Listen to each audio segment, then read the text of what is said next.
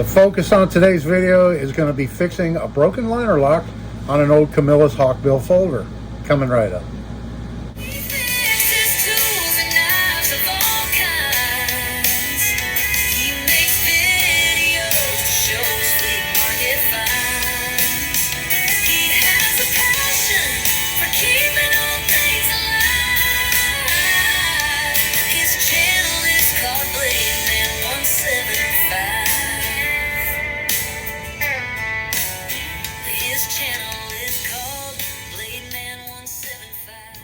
Hello everybody, and thanks for coming back for another video. This is Dave, and I'm glad you're with me. Thank you very much for joining me, and please consider subscribing to my channel.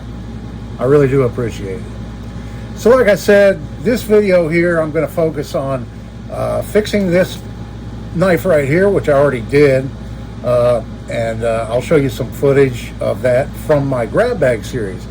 And if you haven't seen any of my grab bag series videos, a little quick explanation. What I do is I have a big bag full of knives that I find on eBay, flea markets, thrift stores, antique malls, all that kind of stuff. I purposely look for knives that need work of some type. Sometimes they just need cleaning. Sometimes they need handle replacements, blade replacements, broken springs, all that type of stuff.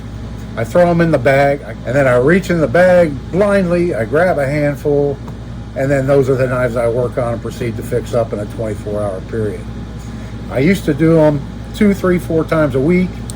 Now I've cut down to 1 time a week, and that is on Mondays. So every Monday afternoon at 5 o'clock Eastern Standard Time, I release a video on the grab bag series where I show you the knives I previously picked, all fixed up, and then I grab another handful and proceed to clean them up, and then I'll show them on the next Monday. In the meantime, that provides me more time to work on my book, which I just spent 2 long days working on that, and I'll announce later on what that book is all about. This video here, I'll show you a clip from the grab bag series, and then I'll come right back and talk a little bit more about this knife. Next up, we have this knife right here, and this is our Camillus hawkbill knife. And the problem with this knife was right here. Somehow the liner lock got broken off of it. So what I did, I could have just eliminated it because it does have a strong spring, and you could actually use the knife relatively safely without having the liner lock. But I wanted to return it back to original. So here's a picture of the new liner lock that I cut out for it. And here's the knife done.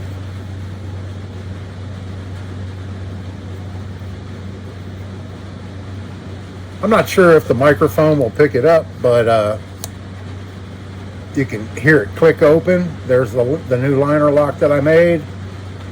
There's no play in it whatsoever.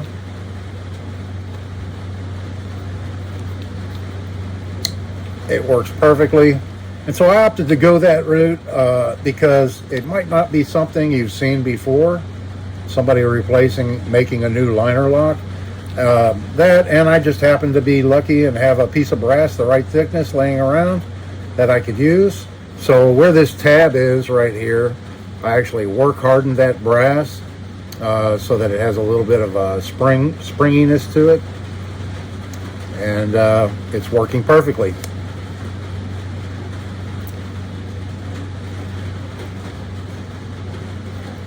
This is our old short line Camillus hawkbill. So there's that knife. If you have any questions on how I accomplished this or any other knives that I've fixed up, I'd be glad to answer your questions. I've been doing this for a number of years, and I have a pretty fair amount of knowledge on repairing knives and making knives.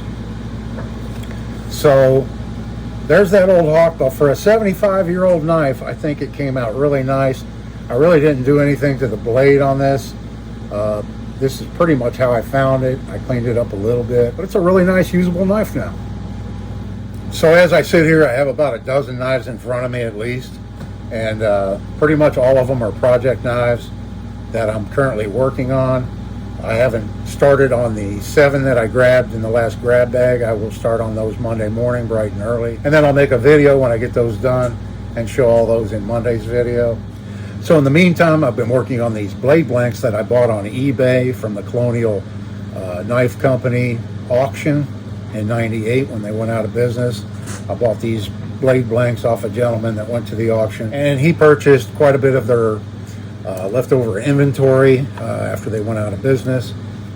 So I bought two different blade styles. I have the Red Ryder knives, which are a little bit bigger here, and these fixed blades, which are a little bit shorter, have a little bit different profile, a little bit shorter.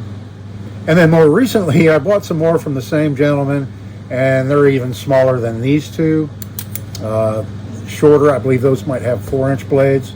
And so when those blades arrive, I'll be sure to include them in a video and show you my plans on making custom handles and sheaths and pommels and guards. Try to get creative with these knife blanks and come up with some pretty cool designs that I think you might enjoy. So come back for those videos.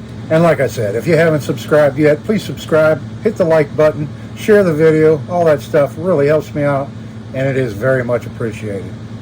I hope everybody's having a great day. This is Dave. See you in the next one.